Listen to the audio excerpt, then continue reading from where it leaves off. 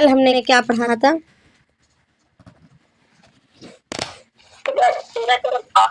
ہاں، سورۃ الاعلی میں ہم نے کیا پڑھا تھا کچھ سرسری طور پر بتا سکتے ہیں کل کی باتیں؟ کوئی جلدی سے اپنی زبان میں، ضروری نہیں کہ کوئی فصاحت بلاغت کے ساتھ کتاب کی زبان میں بولے، اپنی زبان میں کیا سمجھا تھا؟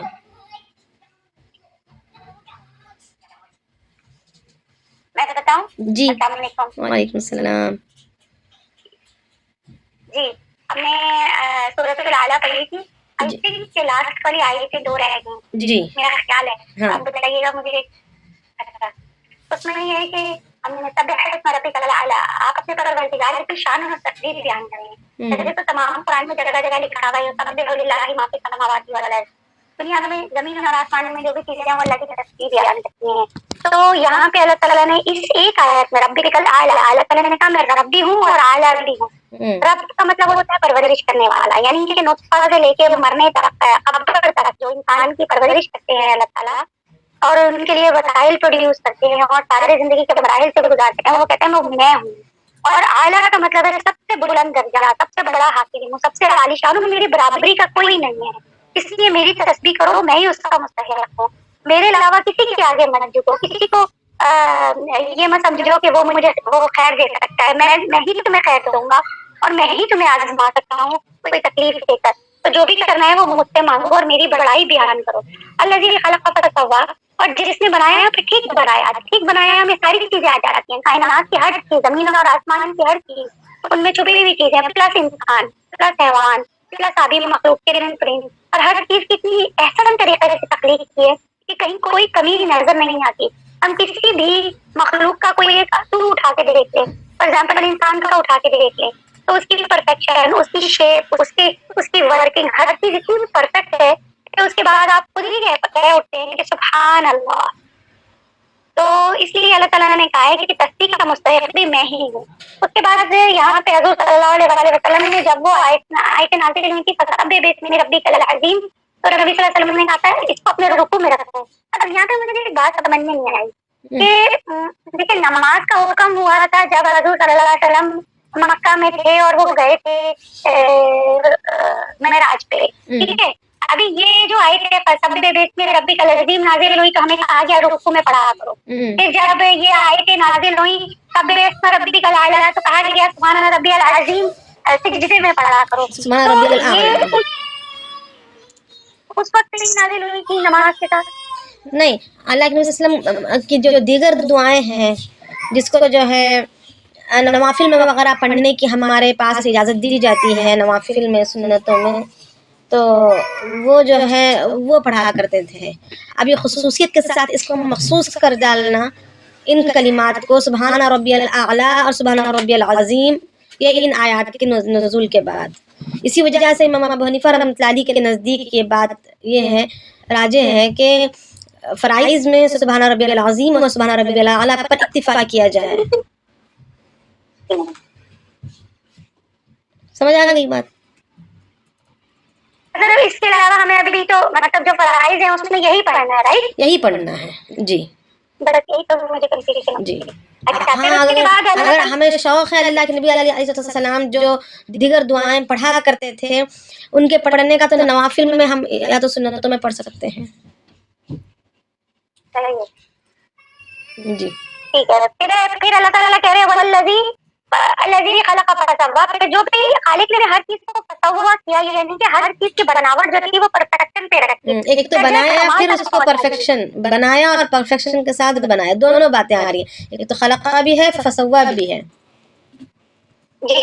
یہ دونوں چیزیں جو ہیں وہ اللہ تعالیٰ اپنی بڑائی بیان کرتے جا رہے ہیں، ربک الاعلیٰ خلق فسوی والذی قدر والذی ہی از دی ون قدر فہدی، جس نے ہمارے لیے تجویز کیا اور پھر راہ بتائی۔ اب کیا چیز تجویز کیا اللہ تعالیٰ نے؟ ضابطۂ قوانین تجویز کیا کہ دیکھو یہ رولز ہیں اور اس پہ چلو گے تو راہ کون سی دکھائی؟ جنت کی راہ دکھائی کہ یہ کام کرو گے، یہ میرا سسٹم آف یونیورس ہے، ये मेरा सिस्टम ऑफ लाइफ है, इसको फॉलो करोगे तो सीधा सीधा जन्नत में चले जाओगे। एक तो ये अमाल के नहीं सुने, ये एक तो अमाल के जरिए से भी हो सकता है।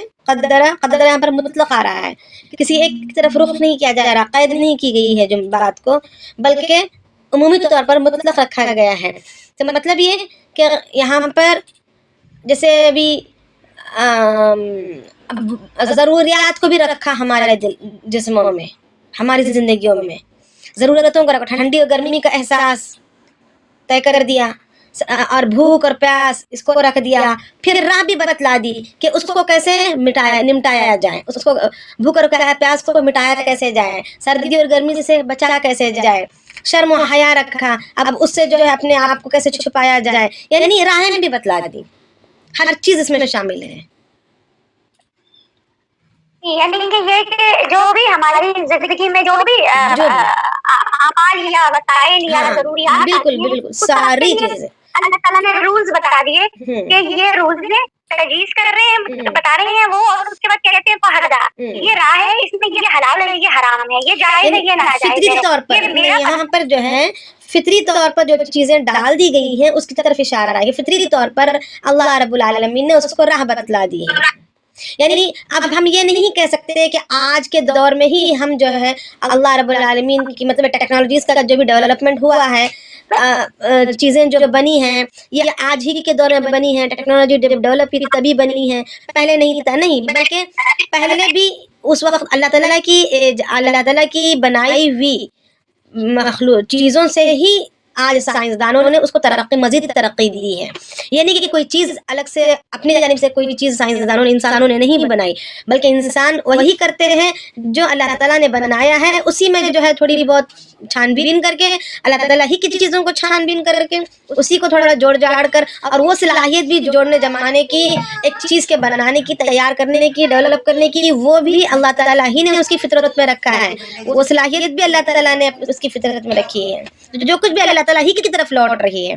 अब जब आदम अलैहिस्सलाम से लेकर ये साइंसी दुनिया के डेवलपमेंट तक या फ़रोग़ तक इंसान जीते आए हैं और अपनी ज़रूरतों को अच्छी तरीके से पूरा करते हुए आए हैं। हमसे अच्छे मकानात वो बना लिया करते थे। अभी अगर मिस्र के अगर पिरामिड्स को देखा जाए तो इतनी महारत के साथ बनना शायद आज इस टेक्नोलॉजी के ज़माने में भी महाल हो, मगर बग़ैर वसाइल का, उस वक्त तो इतनी टेक्नोलॉजी डेवलप नहीं थी, वसाइल का ज़माना नहीं था, साइंस का इतना ज़्यादा साइंस तरक्की पर नहीं थी, मगर अल्लाह रब्बुल आलमीन ने फितरत में रखा चीज़ों को, ज़रूरतें भी रखी और उनकी फितरत में अल्लाह रब्बुल आलमीन ने राहों को भी रखा और वो खुद ब खुद अपने राह से तलाशते चले गए। हम अब के दौर में ज़मीन के अंदर से जो है मोती और मूंगा, समंदर के अंदर से मोती और मूंगा निकालने के लिए बड़े बड़े इक्विपमेंट्स हैं, मशीनरियाँ हैं, मगर पिछले दौर में बाकायदा समंदरों के अंदर गौते लगा कर निकाल लेते थे, है ना। कोई लिबास की ज़रूरत नहीं थी उस वक्त गौता लगाने के लिए। अब तो बाकायदा लिबास हैं, ऑक्सीजन है, सब कुछ के साथ जाते हैं पूरी तैयारी के साथ, मगर पिछले दौर में तो बाकायदा हम आज के दौर से ज़्यादा पिछले दौर में मोती का इस्तेमाल किया जाता था, कीमती ज़ेवरात को लोग पहना करते थे, मगर उस वक्त अल्लाह रब्बुल आलमीन और उस वक्त साइंस की तरक्की नहीं थी, तरह तरह की मिशनरियाँ नहीं थी, मगर वो हमसे ज़्यादा चीज़ें इस्तेमाल करने वाले थे। तो मतलब ये कि अल्लाह रब्बुल आलमीन ने ज़रूरतों को भी रखा, फ़हादा, फिर उसकी राह भी बतला दी, यानी कोई भी राह का बतलाना अपनी ज़रूरतों को पूरा करने के लिए। इसी तरीके से आखिरत में काम आने वाले आमाल का करना ये भी हमारी ही ज़रूरत है। अल्लाह ताला को ये नहीं कि मकसूद नहीं जन्नत को वो सजाएं हमारे ज़रिए से, अगर उनको जन्नत को सजाना हो तो एक नई मखलूक को पैदा करके उसमें जन्नत में दाखिला दे देंगे। अगर सारी की सारी कायनात की दुनिया के इंसान नाफरमान हो जाएं और सबके सब जहन्नम में चले जाएं तो क्या होगा, जन्नत खाली रह जाएगी? नहीं, जन्नत खाली नहीं होगी। रिवायतों में आता है कि अल्लाह पाक एक नई मखलूक को तैयार करेंगे और उसको जन्नत में भेजेंगे। अल्लाह ताला कादिर है, अल्लाह ताला मजबूर नहीं है हमारे जन्नत में जाने पर। और अगर सारी की सारी मखलूक फरमाबरदार हो जाए और सब के सब जन्नत में चले जाएं तो क्या जहन्नम खाली रहेगी? नहीं, बल्कि अल्लाह रब्बुल आलमीन जहन्नम को पत्थरों से भर देंगे। تو مطلب یہ کہ اللہ رب العالمین کو ہماری ضرورت نہیں ہے بلکہ ہمیں ضرورت ہے. تو یہ ہم ضرورتیں ہماری ہیں, راہیں اللہ نے دکھلا دی ہیں, چاہے وہ ہماری ضروریات کے پورا کرنے کے اعتبار سے ہو یا ہماری آخرت کے بنانے کے اعتبار سے ہو. اللہ نے راہیں بتلا دی ہیں, بس ہمیں راہوں کو چن کر اس پر چل پڑنا ہے, مگر جو بھی ہے اللہ ہی کی طرف سے ہے. جی چلیں جلدی جلدی. والذی اخرج المرعى اخرج المرعى. اب اللہ تعالیٰ نے یہاں پر اس ایک چھوٹی سی آیت میں اللہ تعالیٰ نے نا آخرت تک کی بات کر دی. کہتے ہیں کہ میں نے چارہ اگایا, میں نے چارہ اگا کے اس کو اس سے زندگی جو تھی بیسیکلی چلتی تو زندگی چارے سے اسٹارٹ ہوتی ہے. پھر کھاتے ہیں, جانور کھاتے ہیں, پھر اس سے آگے لائف سائیکل چلتا ہے. تو اس کے بعد اس چارے کو پھر وہ آہستہ آہستہ یلو ہوا اور پھر وہ زرد ہو گیا, اس کو آپ ریسٹور کر سکتے ہیں, ذخیرہ کر سکتے ہیں اور وہ آگے کام آ سکتے ہیں. یہی زندگی کا سائیکل ہے. زندگی بھی اسٹارٹ ہوتی ہے ایک نقطے سے اور وہ چلتی ہے اور اس کے بعد وہ دی اینڈ ہوتی ہے ٹیمپرری اور اس کے بعد وہ آگے سے اسٹارٹ ہوگی دوبارہ. تو اللہ تعالیٰ نے یہاں پر بھی نا آخرت کے وہ ایگزامپل دے کے کہا ہے کہ دیکھو ہم اپنے سامنے یہ لائف سائیکل کو یاد رکھو اور اس کے حساب سے جزا و سزا کھڑی ہوگی اور اسی حساب سے تفکر کر کے اللہ کے بنائے ہوئے رولز کو فالو کرو اور اپنے خالق اور رازق کی تصویر کرنے لگو جو تمہیں رزق عطا فرماتا ہے. اس سے تمہارے دل میں اللہ کی شکر گزاری بڑھے گی اور تمہاری زبان پر اس کی حمد جاری ہوگی. انسان ہر چیز کا جو خالق ہے نا وہ اللہ کو سمجھے تاکہ اس کے بعد جو بھی نعمتیں اس کی زندگی میں آ رہی ہیں وہ اللہ کی وجہ سے آ رہی ہیں, اس لیے اس میں شکر گزاری بڑھے گی. ابھی میں جو مختصر کرنے کے لیے وقت کی تنگی کی وجہ سے بات کو مختصر کرنے کے لیے یہ کہوں گی کہ ہمیں عملی طور پر کیا حاصل ہو رہا ہے, کن چیزوں کی تعلیمات حاصل ہو رہی ہیں ہمیں یہاں پر, بس میرا یہ مقصد تھا. اس سے یہی ہمیں مجھے جو سمجھ میں آیا کہ ہمیں یہ جو رزق عطا فرمایا جاتا ہے زیرو سے لے کے اینڈ تک ہماری زندگی چل رہی ہوتی ہے, یہ اللہ تعالیٰ کی عطا ہے. اس میں ہم جو بھی زور لگاتے ہیں زندگی بھر اپنی ایجوکیشن اپنے ریسورسز لگا کے اور ہم یہ سمجھتے ہیں ہماری محنت کا پھل ہے. تو میرا یہ ذاتی خیال یہ ہے کہ یہ جو بھی ہے بہت سارے لوگ ہیں جن کے پاس بہت ہائر ایجوکیشن ہے بٹ ان کے پاس لائف میں کچھ نہیں ہے, مطلب اچیومنٹس نہیں ہے, اور بہت سارے لوگ ہیں جو کہ پڑھے لکھے بھی نہیں ہیں مگر ان کے پاس اتنا کچھ ہے اللہ کے فضل سے. تو وہ ساری جو چیزیں ہیں ان سب کا منبع اور خالق جو ہے وہ اللہ تعالیٰ کی ذات ہے, وہی دینے والا ہے. تو ہمیں ہر چیز کے لیے اس کا شکر کرنا ہے اور اس سے پھر اس کے اوپر غور و فکر کرنا ہے کہ یہ چیزیں ہمارے تک کیسے پہنچی اور اس کا خالق کون ہے, اور ہمیں ہر وقت اس کی تسبیح اور ذکر کرنا ہے ہر چیز میں, ہر لائف میں, ہر ڈیسیژن میں, ہر میٹر میں. ٹھیک ہے. اور آگے تو یہ بھی کہیں کہ قد افلح من تزکا, اصل بات تو یہ چاہا جا رہا ہے کہ وہ آگے جا کے آگے رہی ہے کہ قد افلح من, یہاں پہ یہ ساری پراپرٹیز بتا کے اللہ تعالیٰ آخر میں کہہ رہے ہیں کہ قد افلح من تزکا. جو یہ ساری چیزیں کرے گا نا, جو پیچھے جو اللہ تعالیٰ نے بتایا ہے کہ یہ جو مجھے یاد رکھے گا اور میرے اعمال پہ میری تسبیح کرے گا اور اس پہ وہ, اور اس کے بعد وہ اپنا تزکیہ کرے گا. تزکیہ کیسے کرے گا؟ تزکیہ کرے گا اپنے نفس کا کرے گا, اپنے اخلاق کا کرے گا, اپنے ہر عمل کا کرے گا. تزکیہ دن میں آپ 50 دفعہ کر سکتے ہیں. For example if you are living in a joint family of course تو استحصال تو ہوتا ہی ہے. اب یہ تو ہم نہیں کہہ سکتے کہ استحصال نہیں ہوتا کسی کا, لیکن اس کا مطلب یہ نہیں ہے کہ ہم لوگ کے بدلہ لینے کھڑے ہو جائیں یا آپ اپنے میاں کے ساتھ رہ رہے ہیں, ماں باپ کے ساتھ رہ رہے ہیں تو کہیں نہ کہیں نرمی گرمی ہو جاتی ہے.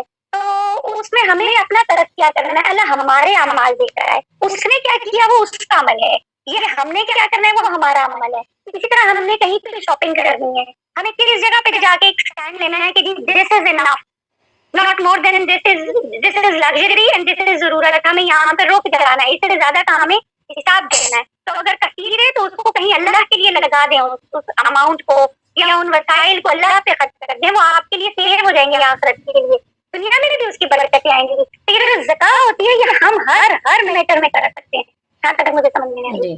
اور اس کے علاوہ اپنی ذاتی, اب یہ تو چلے دوسروں کو لے کر ہو گیا, اخلاق جیسے اخلاق کو کہا جائے یا ایکسپنسز کہا جائے, اخراجات کہا جائے, معاملات کہا جائے, اس میں دوسروں کے ساتھ معاملے ہوتے ہیں نا, سامنے والے کے ساتھ ہوتی ہے. پھر اور 24 گھنٹے جو انسان اپنی زکات جو کرنی ہے, اپنے نفس کی قربانی جو دینی ہے, وہ یہ کہ جیسے اب ہمارے ذمے جو ہے گھر کے کام بھی ہیں اور جو اولاد کی تربیت بھی ہے، شوہر کے حقوق کا ادا کرنا بھی ہے، ان کو وقت دینا بھی ہے، اور اپنی جان کا جو ہے حق بھی، اپنی خود ذات کا بھی حق ادا کرنا ہے، یعنی اپنے لیے آرام بھی پانا ہے۔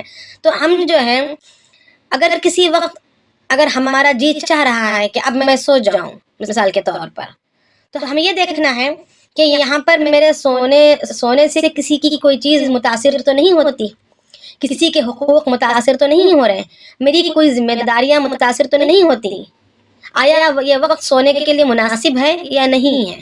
اگر مناسب ہے اور کسی کوئی چیز متاثر نہیں ہوتی ہے تو ٹھیک ہے، ہم نے اپنا حق ادا کرنے کے لیے سو لیا، اور اس کا حساب بھی لگا لیں کہ میں نے اپنے آج کے دن کے 7 یا 8 گھنٹے سے سو چکے ہیں، تو ٹھیک ہے، تو اب اور مزید اب نفس چاہ رہا ہے سونے کو تو سو جائیں گے، نہیں یہ بات نہیں ہے، نفس چاہ رہا ہے کھانے کو تو کھا لیں گے، نہیں یہ بات نہیں ہے، وہاں پر اپنے آپ کو روک لینا ہے۔ آج ہمارا جی چاہ رہا ہے کہ میں آج پانی پوری کھا لوں، تو اب یہ دیکھنا ہے کہ میرے آج کے ضروری کام کیا رہ گئے ہیں، شوہر کے حقوق کے لائن سے، گھر کے معاملات، گھر کے کام کاج کے لائن سے، اپنی ذاتی عبادت کے لائن سے کیا کام رہ گئے ہیں، اور میرے یہ پانی پوری کے بنانے میں یا اس کے کھانے میں جو وقت خرچ ہو رہا ہے یہ کس قدر اہمیت رکھتا ہے۔ یعنی اپنے نفس کے ہر تقاضے کا حساب لینا شروع کر دیں، تب جا کر پھر ہمارا نفس مرنا شروع ہو جائے گا۔ نفس کی سب سے بڑی غذا کیا ہوتی ہے؟ کھانا ہے، کھانا ہے، سمجھ میں آ رہا ہے نا؟ اللہ کے نبی صلی اللہ علیہ وسلم نے کہا تھا روزے رکھ کے نفس کو قابو میں کریں، اور روایتوں میں آتا ہے اللہ کے نبی علیہ السلام اللہ کے رسول نے فرمایا کہ اللہ تعالیٰ نے ہمارے نفس کو 1000 سال تک کس کی سزا دی؟ آگ میں جلایا۔ پھر اس کے بعد نکال کر پوچھا کہ تو کون ہے، یا میں کون ہوں؟ تو اس نے کہا تو ہے، میں ہوں۔ پھر اللہ رب العالمین نے اس کو 1000 سال تک برف کا عذاب دیا، ٹھنڈی میں ٹٹرتے ہوئے، یعنی مائنس بہت ہی زیادہ ڈگری میں اس کو رکھا، ٹٹرنے والی جہنم کی سردی، جہنم میں سردی والا عذاب بھی ہے، برف والا عذاب بھی ہے، آگ والا عذاب بھی ہے۔ تو اللہ رب العالمین نے اسے برف والا عذاب دیا 1000 سال تک۔ پھر نکال کر پوچھا کہ میں کون ہوں؟ تو اس نے کہا کہ تو ہے اور میں ہوں۔ پھر اللہ رب العالمین نے اس کو 1000 سال تک بھوکا رکھا۔ پھر اس سے پوچھا کہ میں کون ہوں؟ تو اس نے کہا کہ تو اللہ ہے اور میں تیرا بندہ ہوں۔ روایتوں میں آتا ہے کہ شیطان جو ہے انسان کے خون کے رگوں میں دوڑتا ہے، تو اس کو جو ہے بھوک سے روکو۔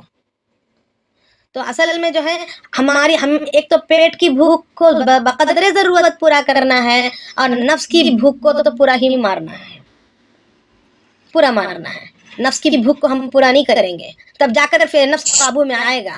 یہ ایک بگڑے ہوئے اونٹ کی طرح ہے یا بگڑے ہوئے جانور کی طرح ہے۔ بگڑے ہوئے اونٹ کے بارے میں آتا ہے نا کہ اونٹ کا بگڑنا بڑا مشہور ہے، اب اس کی کہانی میں نہیں شروع کروں گی یہاں پر، ہم آگے دیکھتے ہیں۔ بھوک کے لیے کتنے سال رکھا تھا؟ وہ بھی 1000 سال، ہاں وہ بھی 1000 سال رکھا تھا۔ تو یعنی مراد یہ کہ وہ تو مستقل ایک نفس کی ایک روایت میں آتا ہے کہ مطلب اللہ تعالیٰ نے ویسے عذاب کے لیے 1000 سال کی ضرورت نہیں، تھوڑی دیر بھی عذاب کافی ہو جاتا ہے نا، مگر ایک امت کی تعلیم کے لیے یہ بتلایا گیا کہ اس کا خاتمہ یا اس کا مقابلہ یا اس کو اپنے قابو میں کرنے کا جو اصل گر ہے وہ بھوک کو مارنا۔ اور انسان نفس کی بھوک کیا ہے؟ خواہشات کا پورا کرنا۔ کھانے کو بول رہا ہے کھا رہے ہیں، پہننے کو بول رہا ہے پہن رہے ہیں، بولنے کو بول رہا ہے بول رہے ہیں۔ اب معاملات میں بھی، اخلاقیات میں بھی، آپس کے ریلیشن جی کر رہا ہے کہ دل کھول کر بھڑاس نکال دے، نہیں، اس کی بھوک کو ماریں گے، اس کو دبائیں گے، اس کی حوث کو پورا نہیں کریں گے۔ جی کہہ رہا ہے کہ میں بھی خوب جو ہے عمدہ سے عمدہ لباس پہن کر میں بھی جو بھی محفل سج رہی ہے، کوئی محفل سج رہی ہے تو اس میں جاؤں تاکہ ہر کسی کی نگاہیں مجھ پر جمیں۔ میں ہر بار کے کپڑوں کو دوبارہ نہیں پہنوں گی، پچھلے بار کے کپڑوں کو، لباسوں کو میں نہیں پہنوں گی، پچھلے بار کے زیورات کو میں نہیں پہنوں گی۔ یہ کیا ہے؟ یہ تو فضول ہے، یہ تو دکھلاوا ہے، ریا ہے۔ تو اس کو مارنا ہے۔ نفس کہہ رہا ہے کہ لوگ ذلیل نگاہ سے دیکھیں گے، کوئی بات نہیں، عزت دینے والی ذات اللہ کی ہے۔ یعنی اپنے آپ کو قابو میں رکھنا، اپنے نفس کی خواہشات کو مارنا، اور وہاں پر یہ دیکھنا کہ یہ میرا جو نفس جو کہہ رہا ہے اس کا دنیاوی لائن سے اور اخروی لائن سے اس کے کیا فائدے ہیں، اس کو دیکھ کر پھر کرنا۔ آگے دیکھیں، وذکر اسم ربی فصلی، پھر کہا جا رہا ہے کہ تم اس کے بعد نمازیں اور تمہارے یہ ذکر اذکار اور نمازیں پڑھیں۔ اب آگے اللہ رب العالمین فرما رہے ہیں بل تؤثرون الحیات الدنیا، بلکہ تم نے کیا کیا ہے، تؤثرون الحیات الدنیا، دنیا کی زندگی کو ترجیح دے دیا ہو، پریفر کس کو کیا ہے، مگر تم لوگوں نے دنیا کی زندگی کو پریفر کیا ہے۔ والآخرۃ خیر وابقا، جبکہ آخرت زیادہ بہتر اور باقی رہنے والی ہے۔ ہاں، یعنی دنیاوی زندگی جس کو ہم نے ترجیح دی ہے، پریفر کیا ہے یا چنا ہے، وہ باقی رہنے والی بھی نہیں ہے اور بہتر بھی نہیں ہے، بالکل گھٹیا ہے۔ اور باقی رہنے والی چیز آخرت کی ہے اور وہ زیادہ بہتر ہے اور ہمیشہ ہمیشہ باقی رہنے والی ہے۔ ان ھذا لفی الصحف الاولی، اب آگے اللہ تعالیٰ فرما رہے کہ یہ دنیاوی زندگی کا فنا ہونا، اس کا بہتر نہ ہونا، اور انسان کا پھر بھی اسی کو چننا، اسی کو پریفر کرنا، اور آخرت کی زندگی کا ہمیشہ کا رہنا اور زیادہ بہتر کا ہونا، یہ صرف قرآن کی تعلیمات نہیں ہے بلکہ پچھلی کتابوں میں بھی، پچھلے صحیفوں میں بھی اس کو بتایا گیا ہے، یعنی یہ کوئی نئی بات نہیں ہے۔ دنیاوی زندگی کی برائی، اس کی فنانیت اور اس کا شر، اس کا بہتر نہ ہونا، یہ پہلے بھی بیان ہو چکا ہے، اس کے باوجود لوگ اس کو چنتے ہیں۔ آخرت کی زندگی کا ہمیشہ کا ہونا اور وہ دنیا کی زندگی سے بہت زیادہ، کئی گنے زیادہ بہتر کا ہونا، یہ بھی پہلے زمانے سے، آدم علیہ السلام سے لے کر رہتی دنیا آج تک کی دنیا تک کے لیے کتابوں میں لکھا ہوا ہے، صحیفوں میں آیا ہوا ہے، انبیاؤں کے ذریعے سے سمجھایا ہوا ہے، مگر پھر بھی لوگ جو ہے چنتے ہیں۔ جیسے فرماتے ہیں کہ کہا جاتا ہے، روایتوں میں آتا ہے کہ حضرت ابراہیم اور موسیٰ علیہ السلام کے صحیفوں میں بھی یہی مضمون تھا۔ اللہ تعالیٰ یہ قرآن شریف میں فرما رہے ہیں آگے کی آیتوں میں کہ کہاں تھا، ان ھذا لفی الصحف الاولی، یہی لکھا ہوا تھا، یہی باتیں تھی صحف الاولی، پہلے صحیفوں میں، صحف ابراہیم و موسیٰ، ابراہیم علیہ السلام اور موسیٰ علیہ السلام کے صحیفوں میں بھی یہی لکھا ہوا تھا۔ حضرت ابو ذر غفاری رضی اللہ عنہ روایت کرتے ہیں کہ نبی کریم صلی اللہ علیہ وسلم سے دریافت کیا گیا کہ ابراہیم علیہ السلام کے صحیفے کیسے تھے اور کیا تھے، تو آپ صلی اللہ علیہ وسلم نے فرمایا کہ ان کے صحیفوں میں ساری عبرت کی باتیں لکھی ہوئی تھی۔ ان میں سے ایک مثال یہ تھا کہ مثال میں یہ کہا گیا تھا، عبرت کی باتوں میں ایک بات یہ لکھی گئی تھی کہ ظالم بادشاہ کو مخاطب کر کے اللہ پاک فرما رہے تھے کہ اس کے ابراہیم علیہ السلام کے صحیفوں میں، ابراہیم علیہ السلام کو کتاب نہیں دی گئی تھی، ہے نا، پتہ ہے نا، ابراہیم علیہ السلام کو صحیفے دیے گئے تھے اور کتابیں صرف 4 انبیاؤں کو دی گئی، 4 نبیوں کو دی گئی۔ کون کون تھے وہ، پتہ ہے نا؟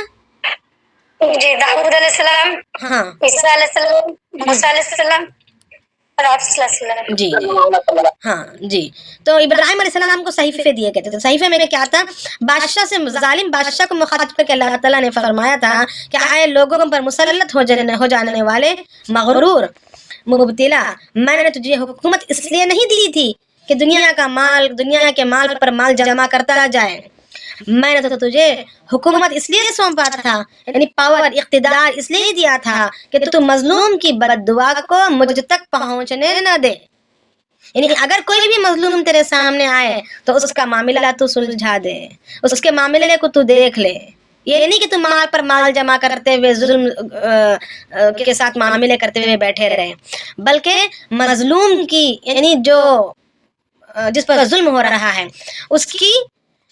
اس کی بد دعا کو مجھ تک پہنچنے نہ دے، کیونکہ میرا قانون یہ ہے کہ میں مظلوم کی دعا کو رد نہیں کرتا، اگرچہ وہ کافر کی زبان سے نکلی ہوئی کیوں نہ ہو، یعنی اگر کسی پر ظلم کیا جا رہا ہے اور وہ کافر ہی کیوں نہ ہو، اگر ناحق ظلم ہو رہا ہے اور وہ کافر بھی اپنی زبان سے اگر اللہ سے فرمائش کرے گا یا بد دعا کرے گا تو اللہ پاک اس کو ضرور سنیں گے۔ اللہ پاک کے پاس مظلوم کی دعا کا بڑا اثر ہے. تو اللہ تعالیٰ وہی فرما رہے ہیں ابراہیم السلام کے صحیفوں میں. اور عام لوگوں کو خطاب کر کے اللہ پاک فرما رہے ہیں ابراہیم السلام کے صحیفوں میں کہ عقل مند آدمی کا کام یہ ہے کہ اپنے اوقات کے 3 حصے کر لیے جائیں. یہ ہمارے لیے بھی کام کی بات ہے کہ عقل مند آدمی بیوقوف کے لیے نہیں بلکہ عقل مند آدمی کا کام یہ ہے کہ کیریکٹر عقل مند آدمی کا یہ ہے کہ اپنے اوقات کے 3 حصے کریں. ایک حصہ اپنے رب کی عبادت اور اس سے دعاؤں کے لیے، اس سے مناجات کے لیے ہو، اس سے باتیں کرنے کے لیے ہو. دوسرا حصہ اپنے اعمال کا محاسبے کے لیے ہو، یعنی میں جو کھا رہی ہوں یہ ضرورت کے مطابق ہے یا ضرورت سے زائد ہے، یہ کھانے کی قسم ضرورت کو پورا کرنے کے لیے یا فضولیات میں آ رہا ہے. میرا یہ جو پہننا یہ ضرورت میں ہے یا خواہش کے لیے ہے، یہ میرا گھومنا ضرورت کے لیے ہے یا خواہش کے لیے. یعنی ہر چیز، ہر عمل کا، ہماری ہر حرکت کا حساب لینے کے لیے ایک وقت مقرر کیا جائے. یعنی 24 گھنٹے میں سے یہاں پر ابراہیم علیہ السلام کی امت کے لیے یہ تعلیم دی گئی کہ 3 حصوں میں 24 گھنٹوں کو بانٹ دیا جائے اور ایک حصہ عبادت کے لیے رکھ دیا جائے اور ایک حصہ اپنے اعمال کے حساب کے لیے رکھ دیا جائے اور ایک حصہ اللہ تعالیٰ کی قدرت اور بڑائی اور اس کی کاریگری پر غور کرنے کے لیے رکھ دیا جائے. سمجھ میں آ رہا ہے؟ اور یعنی سیکنڈ پوائنٹ سے ریپیٹ کیجیے گا پلیز. ایک حصہ اپنے رب کی بات کے لیے اور دوسرا حصہ اپنے اعمال کا محاسبہ، یعنی اپنی ہر حرکت کا حساب اور اللہ تعالیٰ کی بڑائی، اس کی قدرت، اس کی کاریگری پر غور کرنے کے لیے. دوسرے حصے میں ساری چیزیں آئیں گی، اپنے خود کا حساب آ جائے گا، اپنی ہر حرکت کا، اور اللہ تعالیٰ کی قدرت اور بڑائی پر غور کرنا آ جائے گا. اور تیسرا حصہ اپنی ضروریات، اپنی معاش کی فکر، روزی کا کمانا، اپنی ضروریات کو پورا کرنا، اپنا کھانا پینا، وہ تیسرے حصے میں. مطلب اگر 24 گھنٹوں کو اگر 3 حصوں میں بانٹ دیے جائیں، اب ہم ہمارا حال دیکھیں، ہماری زندگی کی کیا ہے. 24 گھنٹوں میں سے کتنا حصہ ہم اللہ کے دین کے خاطر، اس میں سے ایک چیز کے لیے بھی نکال رہے ہوں؟ نہیں، یہ حضرت ابراہیم علیہ السلام. اچھا، تو ہمارے لیے ضروری نہیں ہے. چلے تو فرمایا کہ عقل مند آدمی پر لازم ہے کہ اپنے زمانے کے حالات سے واقف رہے اور اپنے مقصود کام میں لگا رہے، اپنی زبان کی حفاظت کرے. اور جو شخص اپنے کلام کو اپنا عمل سمجھ لے گا، جو شخص اپنے کلام کو اپنا عمل سمجھ لے گا، اس کا کلام بہت کم صرف اور ضروری کاموں میں رہ جائے گا. آ رہے سمجھ میں کہ جو شخص اپنے کلام کو اپنا عمل سمجھ لے، جیسے ہم صدقہ کرتے ہیں تو یہ ہم اپنا نیکی کا عمل سمجھ کر نیت کر کے صدقہ کرتے ہیں، ہے یعنی کسی کو کچھ دے رہے ہیں تو نیکی کی نیت سے عمل، یہ ہمارے آخرت میں کام آئے گا. ایک رہتا ہے کہ ثواب مل دے گا، مدد کرنا ہے. نماز پڑھتے ہیں، اس کو عمل سمجھ کر ہم اہتمام سے پڑھتے ہیں کیونکہ آخرت میں کلام بولے نا. ہاں ہاں ہاں یہاں پر ابھی کلام بولے نا. جی میں آ رہی ہوں وہیں پر آ رہی ہوں. ہم کیا کرتے ہیں، ہمارے ہر ذکر و اذکار کو عمل سمجھتے ہوئے، یہ عمل ہے ہمارا، عمل سمجھتے ہوئے اس کو ایک اہتمام سے کرتے ہیں. ذکر قرآن شریف کی تلاوت یہ عمل ہے ہمارا، نیک عمل ہے، تو اس کو ہم اہتمام سے کرتے ہیں کہ آخرت میں کام آئے گا. ذکر آخرت میں کام آئے گا، صدقہ خیرات آخرت میں کام آئے گا. حج بڑے اہتمام سے کرتے ہیں، کوئی اس میں گڑبڑ نہ ہونے پائے، کوئی اونچ نیچ نہ ہونے پائے، کوئی غلطی نہ ہونے پائے، کیونکہ ایک عمل ہے اور اس سے ہماری نجات بنے گی، ہمارے لیے ثواب کا ذریعہ بنے گا. اسی طریقے سے اگر انسان اپنی زبان سے نکلنے والے کلمات، اپنے زبان سے بولے جانے والی باتوں کو بھی اگر عمل سمجھنے لگ جائے گا تو پھر اس کی باتیں کم ہو جائیں گی. عمل سمجھ کر بولنے لگو، ظاہری بات ہے عمل ہی تو ہے وہ، مگر ہم نے اس پہلو میں غور نہیں کیا. اس طریقے پر کبھی ہم نے غور نہیں کیا کہ اگر ہم کسی سے ملاقات کر رہے ہیں، ہم نے کہا السلام علیکم، وعلیکم السلام، کیسے ہیں؟ اب یہ کیسے ہیں، خیریت سے ہیں، کبھی ہم نے سوچا کہ یہ ہمارا عمل ہے، یہ ہماری آخرت میں کام آنے والا ہے؟ نہیں ہمارے ذہن میں آئی. تو اگر ہم اس بات کو ذہن میں رکھیں گے کہ جو بھی میری زبان سے نکل رہا ہے یہ میرے لیے عمل ہے، یہ میرے آخرت کا سودا ہے، چاہے وہ نجات کا سبب بن رہا ہو یا وہ عذاب کا سبب بن رہا ہو، مگر یہ میرا آخرت کا سودا تیار ہو رہا ہے. میری زبان کا ہلنا، میری آخرت کے سودے میں ہل رہی ہے. اگر اس پر اگر ٹریکر لگا لیں گے نا، اس کو اگر اس طریقے پر اگر ہم سوچنے لگ جائیں گے تو ہمارا بول محدود ہو جائے گا اور ہمارے بول سدھر بھی جائیں گے، ہے یا نہیں؟ تو یہ کہا گیا ہے. حضرت ابو ذر رضی اللہ عنہ فرماتے ہیں کہ پھر میں نے عرض کیا کہ صحیفے صحف موسیٰ میں کیا ہے؟ صحف موسیٰ میں کیا تھا؟ آپ صلی اللہ علیہ وسلم نے فرمایا کہ ان میں سب عبرت کی باتیں تھیں. ان میں سے چند کلمات یہ ہیں، اللہ تعالیٰ اس میں فرما رہے تھے، کس کے؟ موسیٰ علیہ السلام کے صحیفوں میں، کہ مجھے تعجب ہے اس شخص پر جس کو مرنے کا یقین ہو پھر بھی وہ خوش رہتا ہو. اللہ تعالیٰ کہہ رہے ہیں، کیا کہہ رہے ہیں موسیٰ علیہ السلام کے صحیفوں میں؟ کہ مجھے تعجب ہے اس شخص پر جس کو مرنے کا تو یقین ہے مگر پھر بھی وہ خوش رہتا ہے. مجھے تعجب ہے اس شخص پر جس کو تقدیر پر ایمان ہے مگر پھر بھی وہ عاجز اور غمگین ہوتا ہے. مجھے تعجب ہے اس شخص پر جو دنیا اور اس کے انقلابات کو، یعنی تبدیلیوں کو، لوگوں کے عروج و نزول کو دیکھتا ہے پھر بھی اطمینان سے بیٹھتا ہے، یعنی آخرت کی تیاری کی طرف لپکتا نہیں. مجھے تعجب ہے اس شخص پر جس کو آخرت کے حساب پر یقین ہے پھر بھی وہ عمل چھوڑ بیٹھتا ہے. اور ابو ذر رضی اللہ عنہ نے فرماتے ہیں کہ پھر میں نے سوال کیا کہ ان صحیفوں میں سے کوئی چیز آپ کے پاس آنے والی وحی میں بھی ہے؟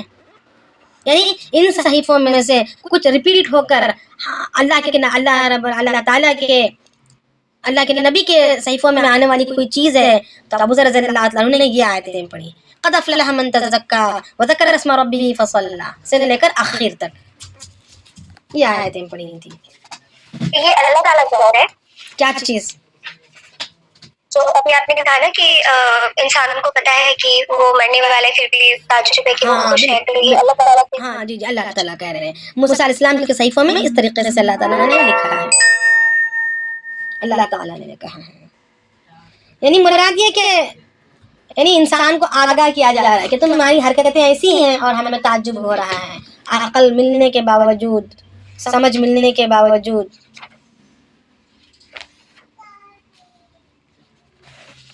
صحیح ہے.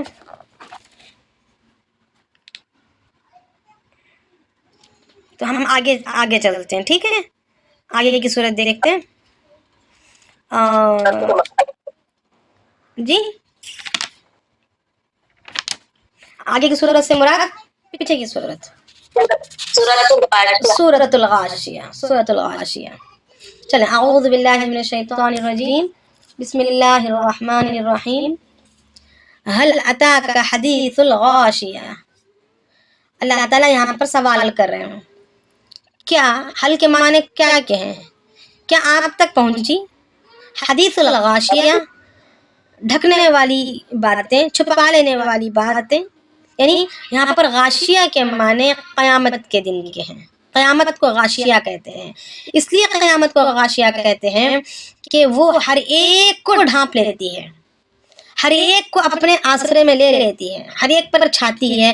کوئی بندہ ایسا نہیں، کوئی جنات ہو یا انسان ہو ایسا نہیں جو قیامت کے دن سے بچ سکتا ہو. جتنی مخلوق، جتنی جنات اور انسان دنیا میں پیدا کیے گئے، شروع دن سے لے کر آخر دن تک سب پر یہ چھا جائے گی، سب پر آئے گی. تو اسی وجہ سے کہا جا رہا ہے حدیث الغاشیہ، یعنی چھپانے والی یا ڈھانکنے والے کے تعلق سے آپ کو کوئی بات پہنچی ہے. تو اللہ پاک فرما رہے ہیں وجوہ یومئذ خاشعہ. اب جی کوئی کچھ کہہ رہے ہیں؟ جی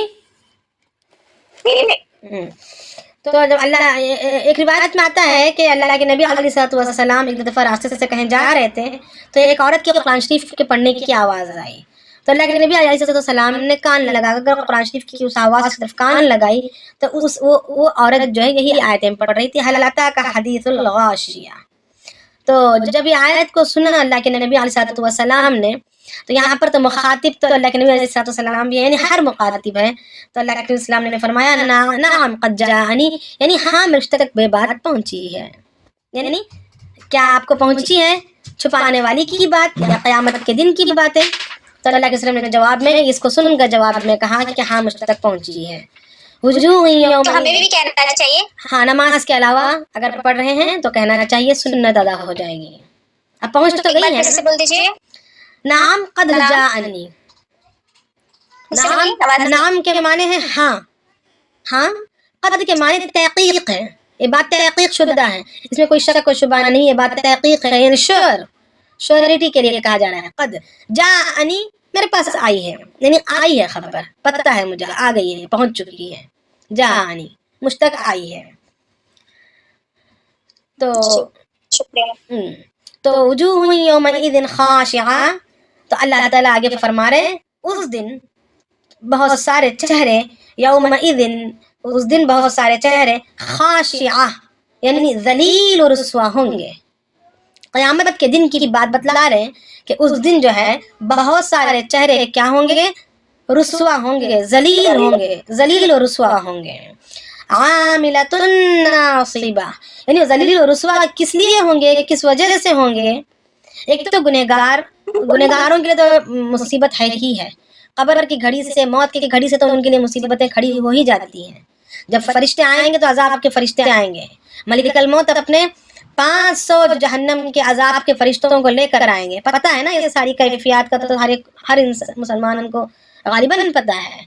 तो अब वो यहाँ पर वो वाली बात नहीं की जा रही, बल्कि क़यामत के दिन बहुत सारे चेहरे ज़लील और रुस्वा होंगे। तकलीफ की बात नहीं कह रही, अजाब की बात नहीं कही जा रही, बल्कि ज़िल्लत और रुस्वाई की बात कही जा रही है कि वुजूह यौमइज़िन खाशिआ, उस दिन बहुत सारे चेहरे ज़लील और रुस्वा होंगे। आमिलतुन नासिबा, किसके लिए ज़लील और रुस्वा होंगे?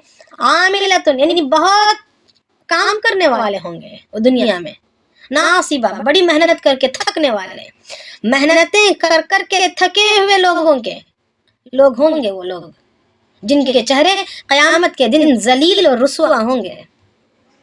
लोग उनको ज़िल्लत भरी निगाहों से देख रहे होंगे। आ रहा है समझ में? और वो लोग कौन होंगे? दुनिया में बड़ी थकान उन्होंने उठाई थी, बहुत ज़्यादा काम किया था, काम कर कर के थक चुके थे, उन्होंने अपनी जानें खपा दी थी, उन्होंने अपनी ज़िंदगियों की ताज़गियाँ, सरसब्जियाँ, सुरखरुइयाँ खो दी थी, अपनी शादाबियों को उन्होंने दाव पर लगा दिया था, खूब थका था। मगर ये दीन में काम करने वालों की बात हो रही है, गलत, हाँ बिल्कुल गलत अंदाज पर इबादतों के करने वालों की बात हो रही है। आएगा तस्ला नारन हामिया, तस्ला बस अब दिन ऑर्डर आती है, नहीं लगाते पेपर, चलो अल्लाह ताला देख रही हूँ, वो उसमें लिखो जाओ बस जो, और वो बुक है ना, बुक में लिखो, चलिए ना अच्छे बच्चे। कौन सा? ये ले लो, जाओ पहले अन्नान को बताओ, मैं ले सकता हूँ क्या? अन्नान को पूछो, जाओ जल्दी जाओ, मेरा टाइम नहीं खाओ, भागो यहाँ से जी। तस्ला नारन हामिया, अब उनका अंजाम क्या होगा? एक तो उनके चेहरे ज़लील और रुस्वा होंगे क़यामत के मैदान में। वो कौन होंगे? बहुत ज़्यादा अमल करने, बहुत ज़्यादा काम करने वाले, काम किए हुए और काम कर कर के थके हुए लोग होंगे। अब उनका अंजाम क्या होगा? तस्ला नारन हामिया, उनको दहकती हुई आग में गिरा दिया जाएगा, दहकती हुई आग में उन्हें गिरा दिया जाएगा। तुस्क़ा मिन आइनिन आनिया, और उन्हें पिलाया जाएगा खौलते हुए पानी को, चश्मे का खौलता हुआ पानी, यानी जहन्नम में नहरें भी होंगी। ये बात नहीं कि जहन्नम में नहरें नहीं है, जिस तरह जन्नत में नहरें होंगी, बागात होंगे, ऐसे ही जहन्नम में भी नहरें होंगी और जंगलात होंगे। तो जहन्नम की नहर में पानी भी उसी की किस्म का, जहन्नम का खौलता हुआ पानी होगा जो बेहद बदमज़ा होगा। कुछ रिवायतों में आता है कि जहन्नम का जो पानी होगा वो ऐसा खौलता हुआ होगा कि होंठों तक जाते ही नीचे का होंठ उतर कर अंगूठे तक आ जाएगा, ऊपर का होंठ उबल कर पीछे पीठ के पास चला जाएगा, पीठ की जानिब चला जाएगा, और उसकी आंतें अंदर से पिघल कर पैखाने की राह से निकलने लग जाएंगी। ये हाल होगा जहन्नम के पानी का। और बदमज़गी तो दूर की बात है।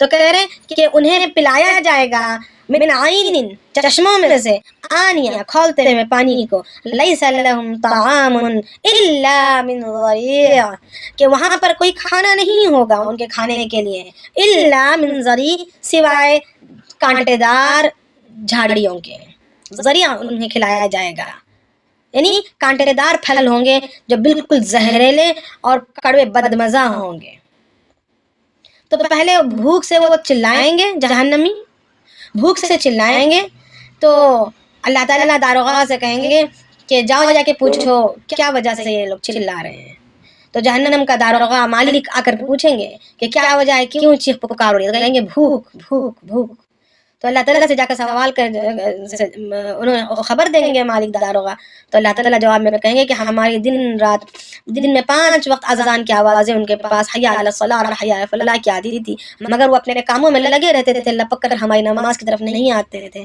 تو آج ان کی آواز پر بھی لپک کر ان کا جواب نہیں دیا جائے گا یعنی ان کے سوال کو پورا نہیں کیا جائے گا پھر وہ 500 سال تک پکارتے رہیں گے پھر 500 سال بعد اللہ رب العالمین پھر کہیں گے جاؤ دیکھو تو کیا کہہ رہے ہیں حالانکہ اللہ تعالیٰ جانتے ہوتے ہیں مگر اس کے باوجود ایک سختی کے لیے ایک تکلیف مزید تکلیف دینے کے لیے تو جا کر سوال کیا جائے گا تو اس طریقے سے کئی بار ہونے کے بعد اللہ تعالیٰ کہیں گے کہ انہیں زقوم کا پھل عنایت کرو تو وہی یہ زقوم کا پھل جو کانٹے دار ہوگا اور بہت ہی زیادہ کڑوا بدمزہ ہوگا جیسے ہی اس کو وہ کھائیں گے اس کے کانٹے حلق میں اٹک جائیں گے تو پھر یہ پانی پانی کی پانی پانی کے نام سے چلانے لگیں گے تو اسی طریقے سے کئی ہزار سالوں تک مسلسل بار بار سوالات اور جوابات کے ساتھ وقت نکالتا جائے گا پھر کئی مدت کے بعد انہیں پانی دیا جائے گا یہی کہ ابلتا ہوا پانی دیا جائے گا مگر وہ کانٹے کی تکلیف اور پیاس کی شدت کی وجہ سے اچھا اپنے منہ کی بدمزگی کی وجہ سے پی لیں گے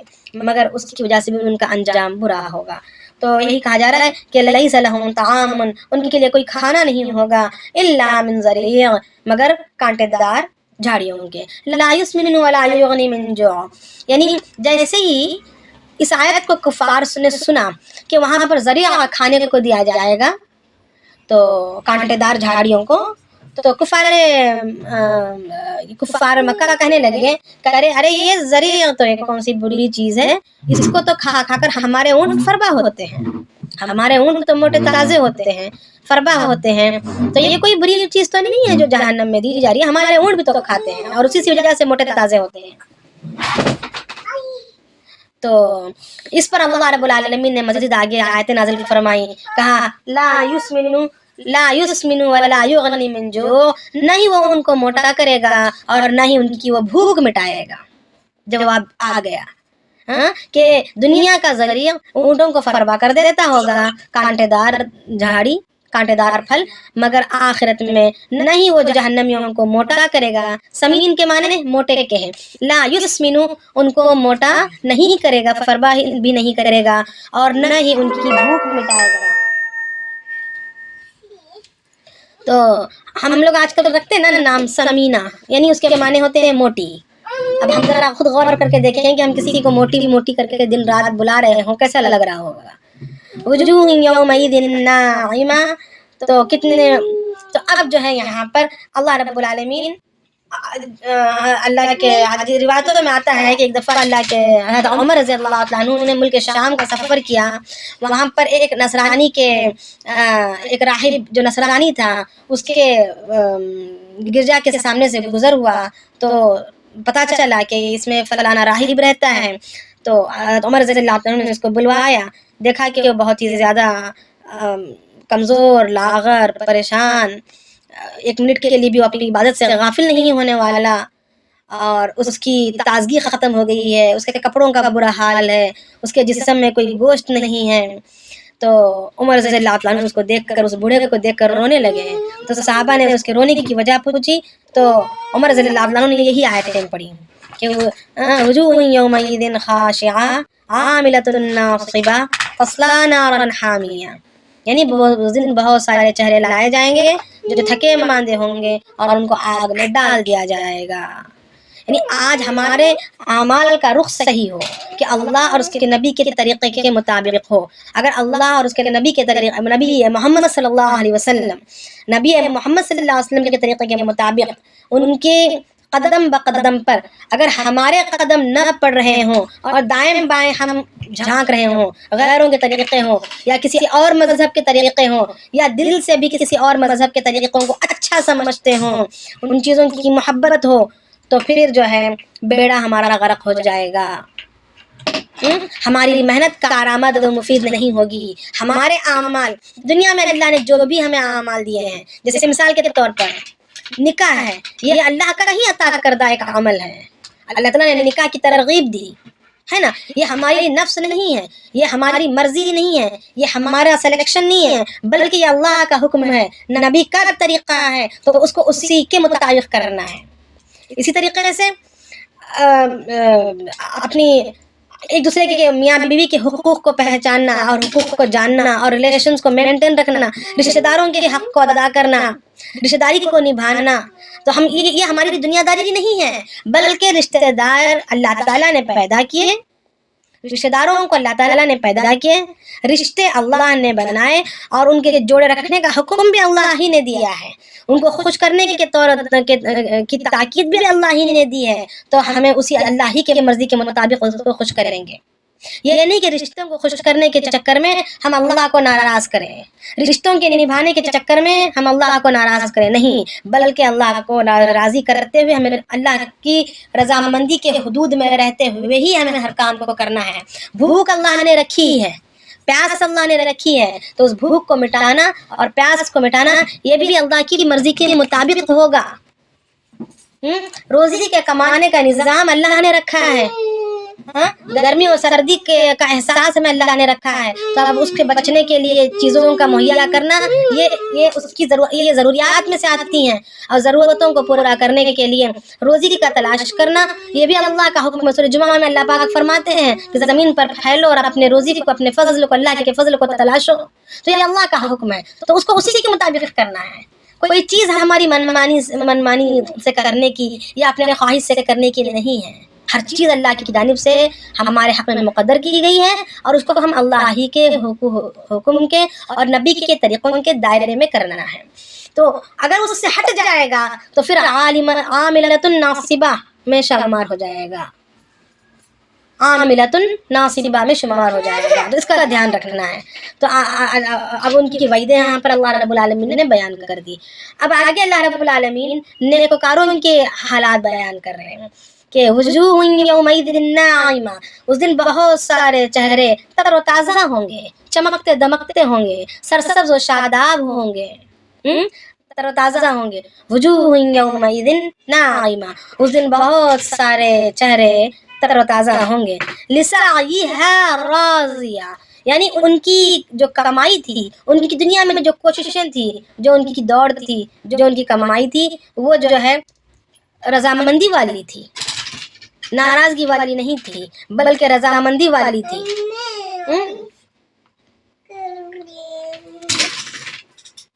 تو فی جنت عالیہ، وہ کہاں ہوں گے؟ وہ اونچے باغات میں ہوں گے، بلند باغات میں ہوں گے۔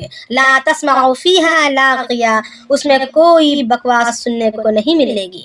لاغیہ فضول باتیں ہیں، ایسی بکواس جو دلوں کو ٹھیس پہنچاتی ہو، کیونکہ قرآن شریف میں دوسری جگہ پر بھی اسی قسم کی آیت آتی ہے جس میں صاف دل دکھانے والی باتوں کے نہ سننے کا ذکر آ رہا ہے۔ لا تسمع فیہا لاغیہ، اس میں کوئی بکواس بات سننے میں نہیں آئے گی، سے مراد یہ کہ دنیا میں انسان جتنے بھی عیش و عشرت میں رہے، جتنے بھی ترقی کر لے، جتنا بھی صحت کے ساتھ رہ لے، مگر رشتہ داروں کی یا جان پہچان والوں کی یا کسی اپنے سرپرستوں کی کسی نہ کسی کی بات ایسی سننے ملتی ہے جس سے دلوں کو ٹھیس پہنچتی ہے، کبھی طعنوں کی شکل میں، کبھی الزام کی شکل میں، کبھی غیبت کی شکل میں، کبھی سخت کلامی کی شکل میں، کبھی ہماری غلطیوں کو اٹھا کر بد اخلاقی سے بتانے کی شکل میں، ہے نا، کسی نہ کسی قسم سے ہمارے دلوں کو ٹھیس پہنچتی رہتی ہے۔ مگر جنت ایک ایسی جگہ ہوگی جہاں پر صرف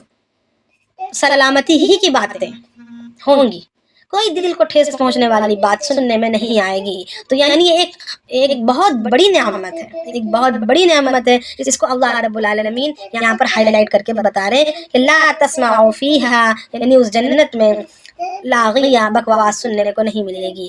فیہا عین جاریہ، اس میں بہتے ہوئے چشمے ہوں گے، بہتے ہوئے چشمے ہوں گے. روایتوں میں آتا ہے اللہ کے نبی علیہ السلام فرماتے ہیں کہ جنت میں جو چشمے بہے ہوں گے وہ مشک کے پہاڑوں سے بہ کر آ رہے ہوں گے. یعنی پتھر کے پہاڑ نہیں بلکہ مشک کے، خوشبودار مشک کے. جی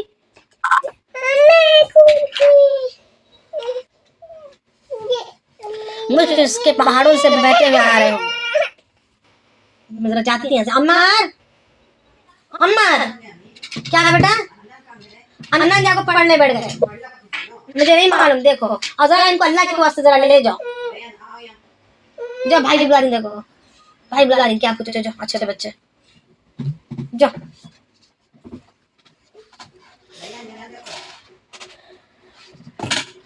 فیہا سرر مرفوعہ، اس میں جو ہے اونچے اونچے تخت بچھے ہوئے ہوں گے بیٹھنے کے لیے.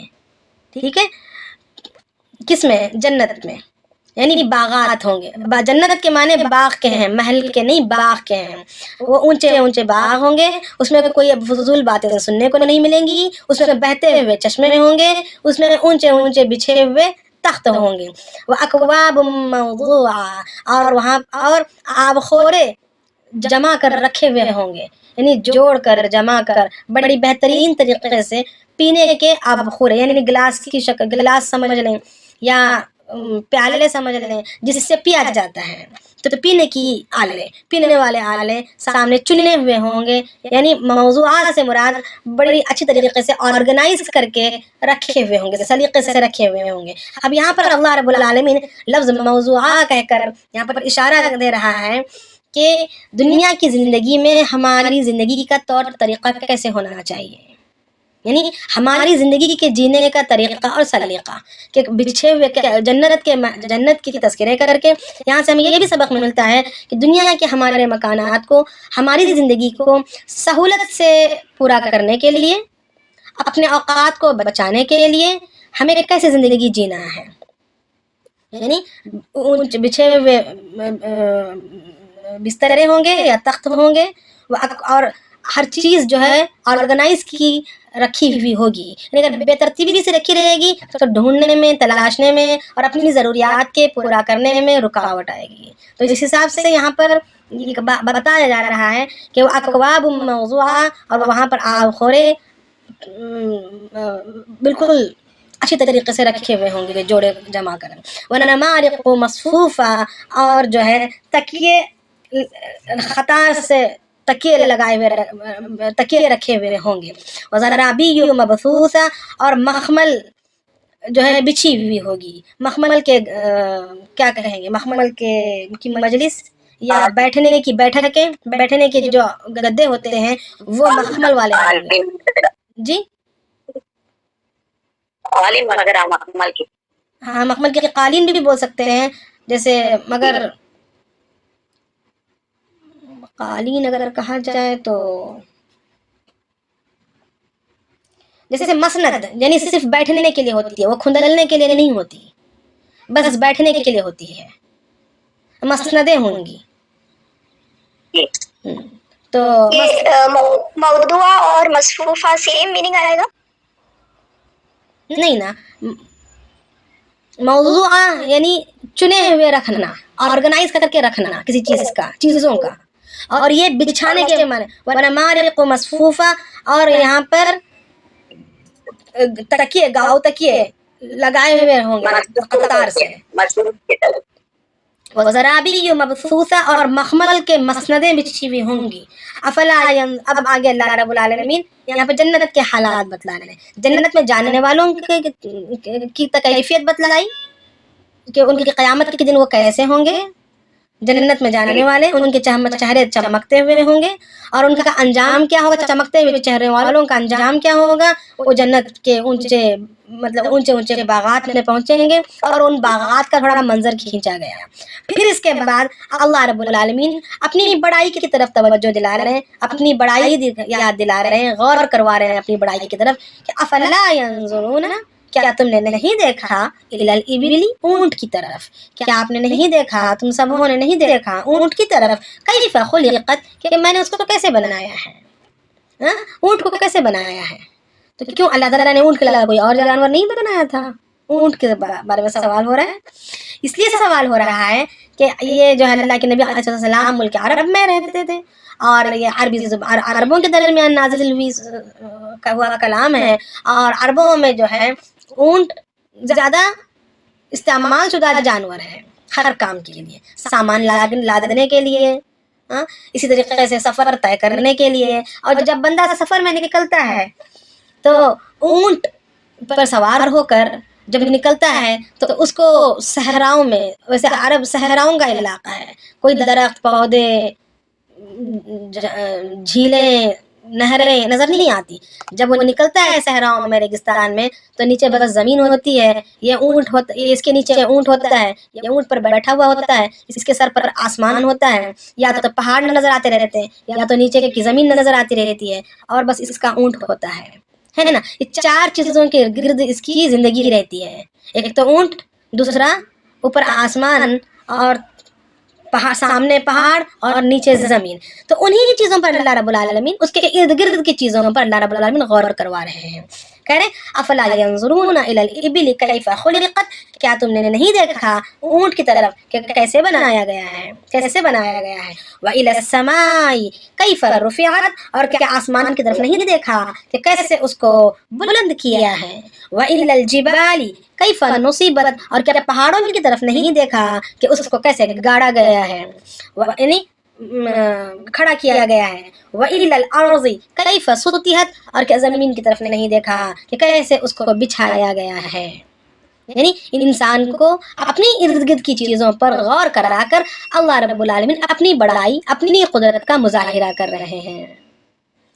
तो अब यहाँ पर दीगर जानवरों के अलावा घोड़ा भी तो था, है ना, अरबों में इस्तेमाल करने की चीज़ों के सवारियों में, जानवरों में। मगर ऊंट का तज़किरा इसलिए किया कि ऊंट में अल्लाह रब्बुल आलमीन ने एक ऐसी सिफ़ात रखी हैं जो कोई और जानवर में ऐसी सिफ़त नहीं है। ऊंट जो है बग़ैर थके, उसकी ख़ुसूसियत ये है कि बग़ैर थके वो जो है एक चलते फिरते मकान को अपने पीठ पर लेकर गुजर सकता है। अगर ऊंट के हौदज में अगर इंसान अपनी ज़रूरत की सारी चीज़ें रख ले, अपना बिस्तर भी रख ले, यानी एक अपना एक कमरा ही बना ले ऊंट की हौदज के अंदर, तो कितना वज़नी और कितना भारी हो जाएगा। मगर इसके बावजूद ऊंट जो है बग़ैर किसी मुशक्क़त के आराम से रास्ता तय करेगा, और अपने उस हौदज को लिए हुए ही आराम से नीचे बैठ जाएगा, यानी उसके उठने बैठने में भी तकलीफ नहीं होगी। तो उसके उठने सामान के बावजूद, अपने पीठ पर लादे हुए सामान के बावजूद बैठने में सहूलत के लिए अल्लाह ने उसकी गर्दन को लंबी बना दिया। हाँ, लंबी क्या है, एक स्टैंड पोजीशन पर होती है ऊंट, और बैठने में उसके पैर कैसे बना दिए। एक तो पैर बहुत ऊंचा जानवर है, पैर में अल्लाह रब्बुल आलमीन ने उसके दो घुटने रखे कि उसका पैर तीन दफ़ा तह हो सकता है, 3 तह में बैठ सकता है। जब वो बैठना चाहे, अगर किसी को सवार करना चाहे या किसी को उतारना चाहे, तो वो इस तरीके से ज़मीन में दब कर बैठ जाएगा कि उसके पैर 3 फोल्ड्स में हो जाएंगे, 2 घुटने हैं। और इसी तरीके से बैठने में भी और उठने में भी सामान को कोई धक्का नहीं होगा, बल्कि आसानी वो उठ सकता है और बैठ सकता है। और उसकी गर्दन को भी अल्लाह रब्बुल आलमीन ने लंबी भी बना दिया। और ये सहराओं में जीने वाला इंसान, ये जानवर है, और सहराओं में इसका गुजारा है, तो खाने पीने का वो सफ़र के वक्त मुस्तकिल 10 से 11 दिन तक बग़ैर पानी के अपने कोहान में जो पानी वो जमा करता है, रिजर्व उसकी जो टंकी है उसमें जो जमा किया हुआ रहता है, उसी पर उसका गुजारा आराम से हो सकता है। और वो हफ्ता भर बगैर खाए के भी रह सकता है, बगैर किसी थकावट और तकलीफ महसूस किए।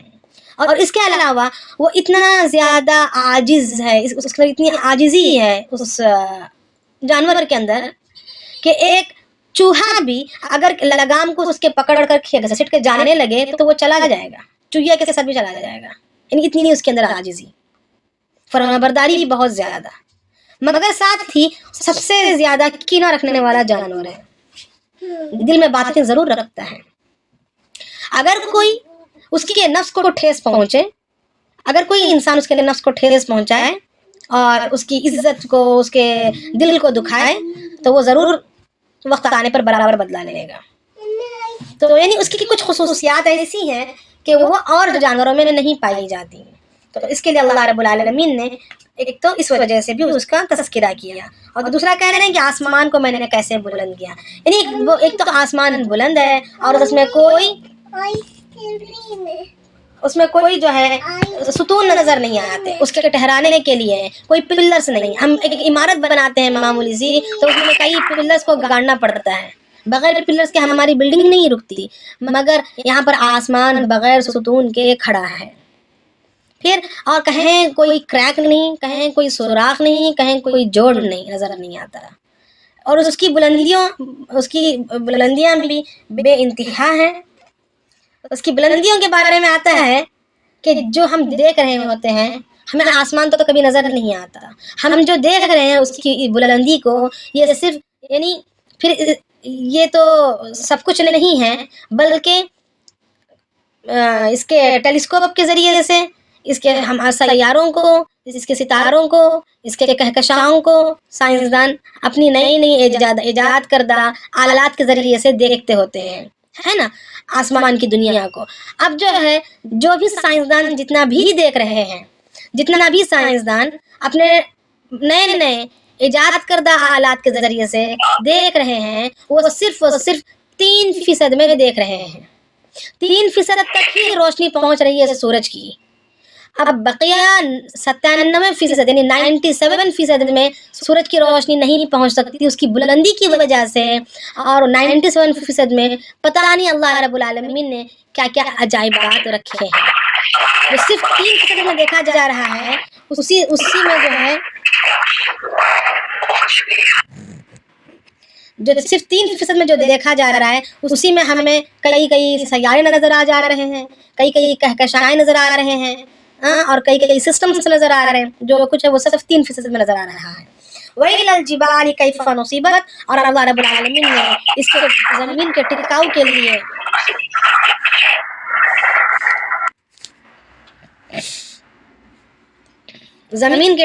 لیے کون ہے یہ؟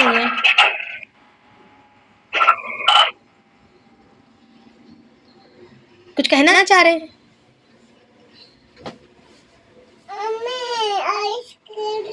زمین کے ٹکاؤ کے لیے پہاڑوں کو نصب کیا ہے، تو اس کی طرف اشارہ کر کے کہہ رہے ہیں کہ کیسے بنایا ہے، اور پھر زمین کو بچھائیے۔ فذکر انما انت مذکر، آگے اللہ پاک فرما رہے ہیں کہ تم ان کو سمجھاؤ، تمہارا کام تو بس سمجھانا ہے، یعنی اللہ تعالیٰ کی بڑائی کو، اللہ تعالیٰ کی کبریائی کو، اس کی تعلیمات کو سمجھاؤ۔ لست علیہم بمسیطر، کہ میں نے ان پر تم کو داروغہ نہیں بنایا، واچ مین نہیں بنایا کہ تم ڈنڈا لے کر کھڑے ہو جاؤ اور ان کو کمانڈ کرتے رہو، ان کو ڈانٹ ڈپٹ کر ان کو چلاؤ، نہیں، بلکہ پہنچانا تمہارا کام ہے، ان کے سامنے تذکرے کرنا تمہارا کام ہے۔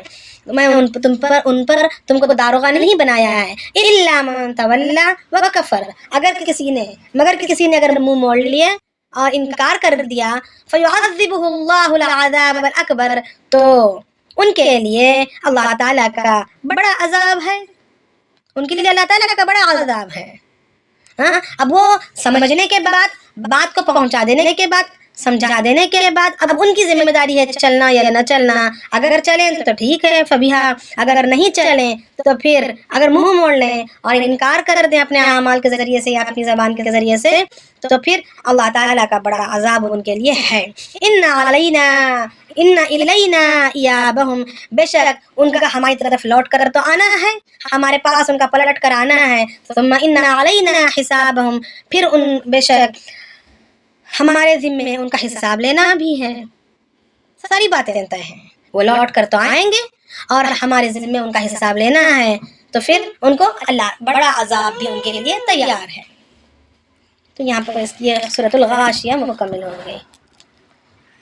تو انشاءاللہ اگر کوئی شک ہے, کسی کو کچھ پوچھنا ہو تو انشاءاللہ یاد رکھیں یا لکھ کر رکھیں یا میسیج میں, وائس میسیج میں بھیج دیں.